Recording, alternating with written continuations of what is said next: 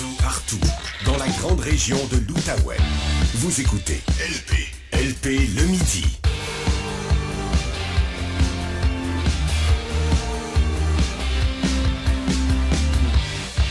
OK, comme à tous les lundis, on prend quelques minutes pour faire le point, notamment sur les derniers développements entourant la COVID avec Patrick Filion, microbiologiste et professeur au Cégep de l'Outaouais. Salut Patrick! Salut LP. D'abord, la 4e dose disponible à compter d'aujourd'hui pour les 60 ans et plus, sauf qu'elle n'est pas officiellement recommandée par le Comité sur l'immunisation du Québec. C'est un petit peu dur à suivre, Patrick. Ils sont mieux de la prendre ou pas? Écoute, je pense que ça va devenir une décision là, en fonction, disons, de la confiance que les gens ont ou de leur crainte, je devrais dire, face au virus et aux variants. Puis je sais qu'on va parler là, de réinfection tantôt, là, mais écoutez, la 4e dose, elle est recommandée surtout là, pour les personnes là, qui sont plus vulnérables, immunosupprimées et tout. Maintenant, elle est ouverte aux 60 ans et plus depuis aujourd'hui. Donc, ça devient vraiment une décision. Si vous avez des, je sais pas moi, je vais dire des comportements à risque, ça a l'air gros comme expression, là, mais vous sortez beaucoup, vous avez des contacts avec des gens qui pourraient être potentiellement infectés. C'est peut-être la bonne chose à faire pour, encore une fois, augmenter la quantité d'anticorps qui circulent dans notre sang, puis, disons, limiter les dégâts là, s'il y avait vraiment une infection.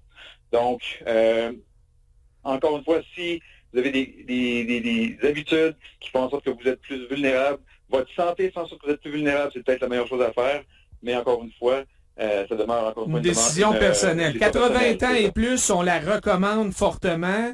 Pour les 60 à 79 ans, ce que tu dis, c'est que pensez un petit peu au niveau de risque que vous prenez. Puis si vous voyez beaucoup de monde, puis veut pas, ça se passe encore un peu à l'intérieur, là, c'est pas l'été non plus. Oui, c'est pas une mauvaise idée, c'est un peu ce que tu nous dis. C'est exactement ça. Juste un exemple vite, là. Parce que mes parents et mes beaux-parents m'ont posé la question en fin de semaine, là, parce que les deux sont au début 70 ans. Puis, je leur disais, si j'ai dit la même chose que je viens de te dire. Si vous sortez beaucoup, vous voyez des gens, peut-être justement vos petits-enfants, mais là, peut-être les petits-enfants ont plus de risques de le contracter à l'école, ça circule beaucoup, donc peut-être ça peut valoir la peine, mais si vous êtes plus casanier à la maison, vous pouvez peut-être vous permettre d'attendre peut-être un petit peu de passer l'été, puis d'aller chercher cette 4e dose-là, peut-être fin d'été, début automne, pour éviter le pire dans les saisons où c'est plus critique, là. Bon, il y a beaucoup d'experts qui sont surpris, Patrick, par l'ampleur de la 6e vague qu'on vit présentement, surtout au niveau là, de la quantité des cas. Ce qu'on n'avait peut-être pas prévu, c'est le nombre de personnes qui attrapent la COVID pour une 2e fois en quelques mois et même quelques semaines pour plusieurs. Je pensais qu'on était immunisé pour au moins 3 mois, sinon 6. Qu'est-ce qui se passe au juste? Ouais, écoute, il y a plusieurs facteurs là, qui peuvent expliquer la situation qui est quand même surprenante, oui, puis peut-être jusqu'à un certain point inquiétante, pas au point là, de tout reconfiner, là, mais ce qui se produit dans le fond, c'est qu'on a probablement 2 variants qui circulent. Bon, on a le Omicron puis on a le BA2. Si vous avez été infecté, puis là, c'est dur de déterminer lequel vous a infecté, mais par exemple, vous avez été infecté par Omicron il y a quelques semaines, puis un mois plus tard, c'est BA2 qui arrive, ben, les différences entre les 2 variants peuvent faire en sorte que votre système immunitaire ne répond pas de façon adéquate. Donc, ce qui est quand même bizarre, parce que BA2, c'est un sous-variant d'Omicron, donc à quelque part, on est comme dans la même famille. Oui, ça serait le petit cousin, mais quand même, ça peut être suffisant. Puis on le voit là, avec les différents coronavirus, peu importe le variant, l'immunité est quand même de relativement courte durée. Puis les moindres changements peuvent faire en sorte qu'on est infecté. Puis aussi, il faut se le dire, on a tous des systèmes immunitaires différents. Il y a des gens, on le sait, là, qui vont être asymptomatiques, d'autres qui vont avoir les symptômes peut-être plus facilement. Donc, il y a des gens qui sont plus fragiles. On a un système immunitaire différent. Le variant peut expliquer ça aussi. Peut-être les gens qui sont pas complètement vaccinés, on l'a vu aussi, là, il y a une étude britannique qui est sortie là-dessus. Si on n'est pas bien vacciné ou pas vacciné du tout, on a plus de chances encore d'être réinfecté, même si je suis parfaitement conscient du fait qu'il y a des gens qui sont triplement vaccinés et qui ont eu 2 infections. Donc, il y a des facteurs aggravants, mais c'est dont le fait qu'il n'y a plus de mesures à part du masque en public, là. Oui, il y a ces facteurs-là aussi. C'est sûr que ça aide pas. Les virus circulent plus, c'est sûr. On donne, dans le fond, le virus, c'est juste ça qui attend, lui, qu'on lui donne des chances de circuler. Donc, en diminuant nos moyens de se protéger, ça circule plus. Mais en même temps, je pense que le gouvernement cherchait ça, de trouver une espèce d'équilibre entre on retourne à la vie puis on se protège encore un peu. Donc, c'est pour ça qu'on a retardé, le fait d'enlever le masque. mais c'est peut-être la dernière mesure là, qui nous protège réellement là, dans les circonstances. Ouais. Là, on commence à parler d'un nouveau variant, le XE, qui serait une fusion de BA1 et BA2. Qu'est-ce que tu peux nous dire là-dessus? Oui, pour l'instant, on a encore peu d'informations. Ce qui est arrivé, là, ça, écoute, les gens, je peux comprendre l'espèce d'inquiétude, puis on est tanné de parler de variants, on a tout le temps l'impression que ça arrive à toutes les 2 semaines, mais ça, c'est la réalité en microbiologie. Il y a plein de variants de virus. Là, c'est juste que ça touche tout le monde, donc on le voit. Oui, mais il y en a qui pensent que les gouvernements inventent ça là, pour continuer la pandémie, puis les mesures, puis le masque, puis tout ça, là. C'est ça. Moi, écoute, ça fait 20 ans que j'enseigne ça, puis on enseigne ces notions-là. C'est juste qu'on le vit, puis tout le monde a un cours de micro au quotidien. Donc là, tout le monde réalise ce qui se passe. Puis c'est comme ça, il y a des virus qui évoluent. Là, ce qui est arrivé, c'est qu'il y a probablement une personne qui a été infectée, ça c'est la malchance un peu totale, là, a été infectée par les 2 variants, BA1, BA2, et il y a eu une recombinaison au sein du virus, donc, et on a eu un petit bébé hybride entre les 2 qui serait XE. Pour l'instant, là, encore une fois, c'est très, très sommaire comme information ce qu'on a, mais il ne serait peut-être pas nécessairement plus virulent, peut-être un petit peu plus transmissible. Mais encore là, si on a un virus plus transmissible, moins virulent, est-ce qu'on se dirige vers une endémie? Donc, moi, je m'en ferais pas trop avec ce variant-là pour l'instant. Là, on l'a détecté, on l'analyse, mais il n'y a peut-être pas de quoi s'inquiéter. Ouais. Là, on joue pas mal avec les mots là, au niveau est-ce qu'on est encore en pandémie ou on est rendu en endémie? Comment tu tranches le débat, toi, Patrick? Ben, l'OMS a encore déclaré qu'on était en situation pandémique. Donc, les virus, je vais les appeler comme ça, la collection de virus circule encore. C'est pas nécessairement sous contrôle partout. Ce qui arrive, c'est qu'il y a vraiment beaucoup de fluctuations, puis il y a des variants qui arrivent. Fait qu'on ne sait jamais d'un variant à l'autre si on va repartir avec une pandémie vraiment plus intense. Mais bon, moi, j'ai l'impression qu'au courant de l'été, peut-être au début de l'automne prochain, on va parler d'endémie vraiment comme telle, puis on va éviter pas éviter, mais c'est parce qu'il y a une fatigue qui s'installe aussi, là. Donc, le terme pandémie, on va peut-être le mettre de côté.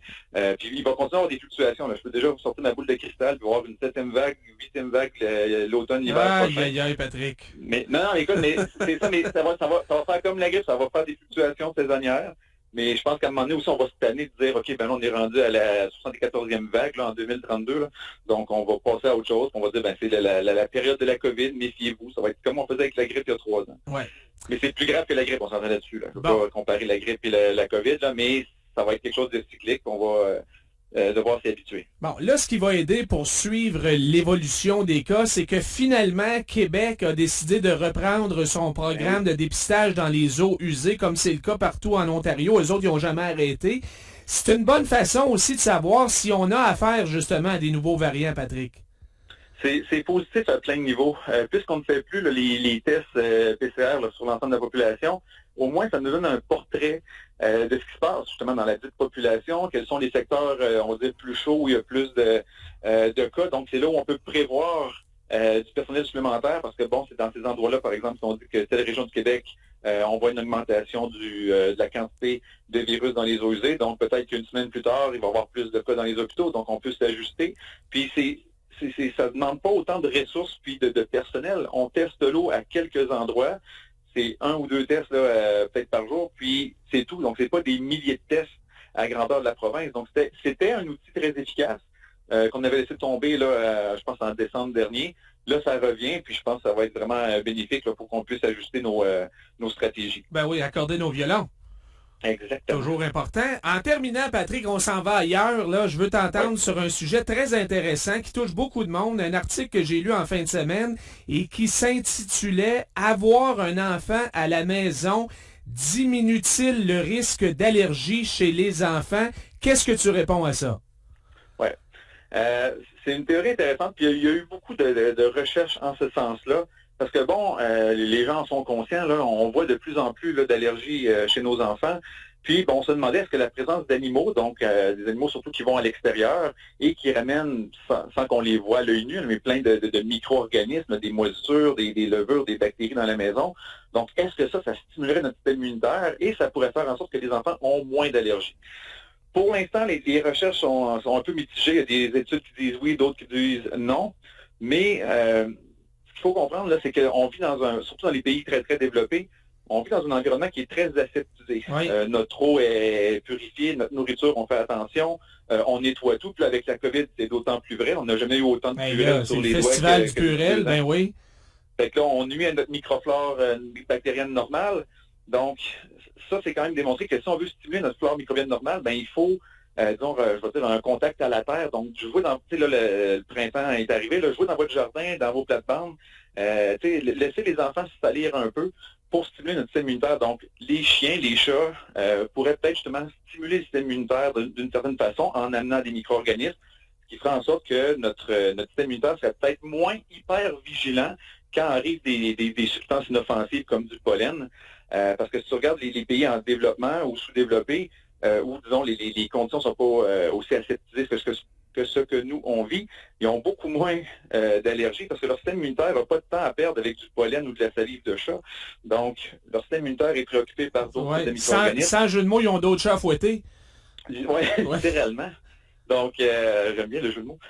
Donc, c'est ça. Fait comme je te dis, c'est pas prouvé que c'est le seul facteur. Parce qu'il faut réaliser que dans l'environnement où on vit, il y a quelque chose qui entraîne ces allergies-là. Est-ce que c'est la pollution? Des fois, même si c'est trop aseptisé, c'est le système immunitaire qui est plus faible. Donc, c'est une théorie intéressante. Je vais te dire, moi, j'ai 2 chiens à la maison, puis mon gars qui faisait de l'as quand il était bébé, il n'en fait plus. Fait que là, je veux pas tirer une conclusion à partir d'un enfant, mais... Ben, vois-tu, moi, j'étais très allergique aux chats quand j'en avais pas, et on a un maintenant depuis une dizaine d'années, et c'est bien moins pire. C'est ça. Ben, notre système immunitaire, à un moment donné, quand il est submergé par un allergène quelconque, peut développer une tolérance. Fait que dans un cas d'allergie, ça peut être une bonne chose, tu veux une tolérance. Mais par contre, dans les maladies chroniques, par exemple, comme la tuberculose, si l'infection dure trop longtemps, là, notre système immunitaire fait aussi une tolérance, mais là, tu luttes plus contre la maladie. Mais contre un allergène, développer une tolérance, c'est pratiquement ce qu'on souhaite. Ouais, il y a une logique là-dedans. On verra la suite des études. Je trouve ça intéressant, Patrick. On y reviendra. Jouez dehors, oui. battez votre chien. Allez manger des fourmis un petit peu, là. Ça fait mourir personne. Ça, c'est pour moi qui le recommande. C'est Louis-Philippe Brûlé. Merci beaucoup, Patrick. Toujours un plaisir. Bonne semaine. Bye-bye.